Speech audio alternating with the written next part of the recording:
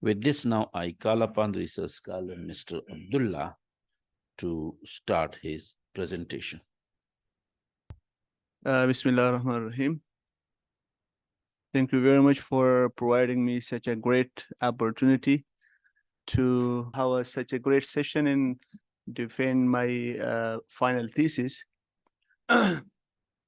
So before, I should briefly explain what's the topic. The topic is impact of corporate governance on risk, market return, and total capitalization of bank in Pakistan. Okay, the reason why I have selected this topic, inshallah, I'll discuss in detail when I go next. Okay, this is the composition of presentation. What are the main heading and topics we have in this presentation? Okay, now let me talk briefly about an introduction of the topic. The topic is corporate governance and its impact on market return and total market capitalization and bank risk. The topic is really very much important, and I have studied the literature significantly. And after finding a gap, so I decided to work on this topic. So before to discuss why particularly I just selected a topic, I'm just briefly discussing about the importance of the topic. Okay, the corporate governance for organizations, and particularly for bank or for financial institutions, that's very much important and vital. The good corporate governance is playing a critical role within organizations. Companies, if they have good corporate governance, they have stability, sustainable profitability and crisis management.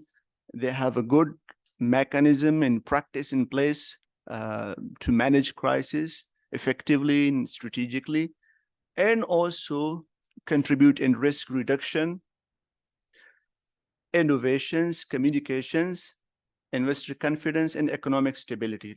Businesses may face some economic downturn, maybe there are some systematic risk, maybe there are some other internal crises, external issues, potential threats. So in the time of crisis management, if there's a good corporate governance in place, so we can manage the crisis also. In banks or financial institutions, there are certain different types of risk. There we have a credit risk, operational risk, liquidity risk, and market risk. So if there are no sound, established, good corporate governance policies, guidelines, and practices, that's really quite difficult for organizations to reduce their risk. Moreover, innovations, which is really important. Why? Because businesses shouldn't be static, and they should be dynamic, and there should be continuous improvement and innovations. And if there is no good corporate governance practices, then that's really difficult for businesses to have and lead in innovations. Communications, this is really important for businesses to have a good communications. Why? Most of the businesses, due to lack of communication or good communications, obviously faces lots of issues and problem, and ultimately lead to mismanagement within organizations, may finally lead to certain other problems. So communications is really critical, vital, and important for good corporate governance. Investor confidence and transparency. As long as businesses don't have good corporate governance and businesses are not stable, sound, and secure, so investor will have no confidence on those businesses. Investors try to make sure businesses are well, stable, have a good corporate governance, good policies. So within good corporate governance, businesses are sustainable, so they can keep on good cash flows, they can increase their stock prices, and they can finally attract investors also. And finally, economic stability. If we have a good corporate governance, we can make sure financial institutions are stable, and hence they are contributing into the financial stability or in economic stability of the country. I'm just briefly talking that why I have selected this topic and what was the reason behind.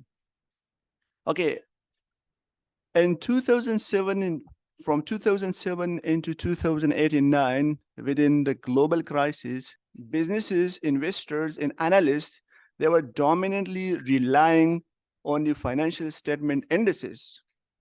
But that was quite not sufficient to convey a good communications to the stakeholder. Some researchers, they have identified that not only financial statements can tell you about the financial stability of organizations, there are some certain other dimensions like bank risk, market trend, market return, and market capitalization. So that was the reason behind that businesses should not be only checked and reviewed from financial statements, rather some other dimensions and aspects of financial analysis should be taken into considerations. That's why the market return, market capitalization, and bank risk.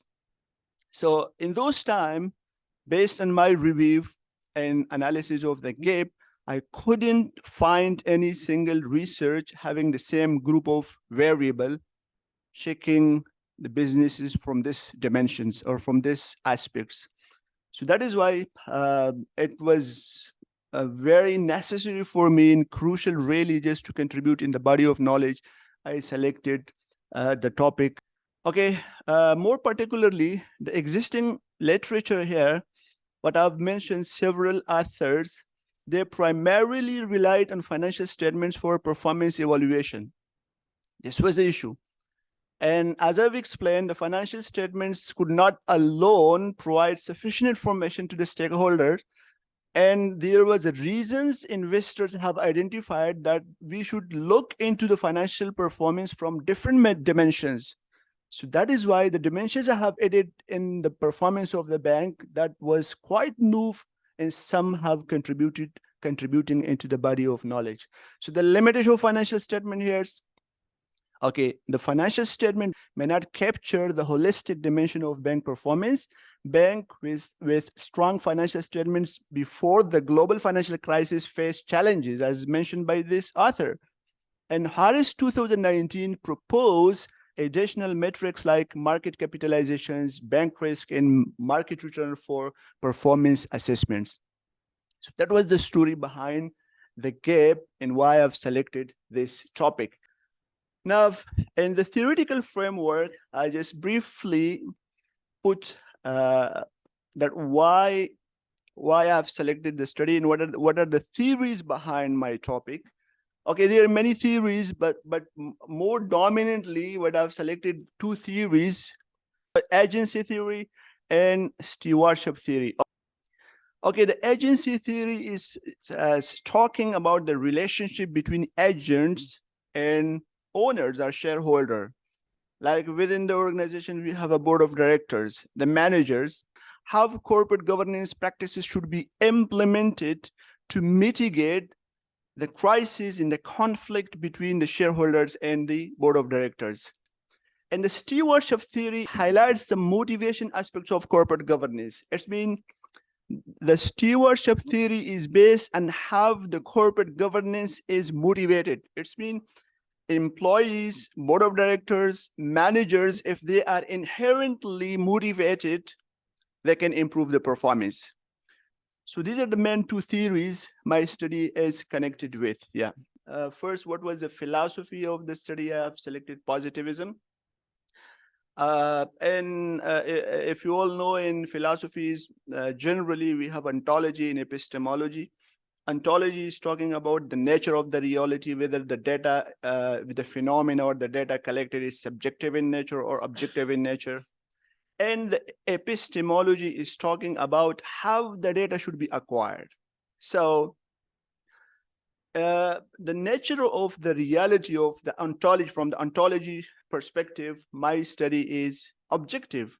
And that is why I have conducted empirical analysis. And the approach in epistemology I have selected is positivism. Why? Because in epistemology, we have a positivism, pragmatism, interpretivism, and realism. and what best suit for my approach, that is a positivism, to acquire and reach and approach the data.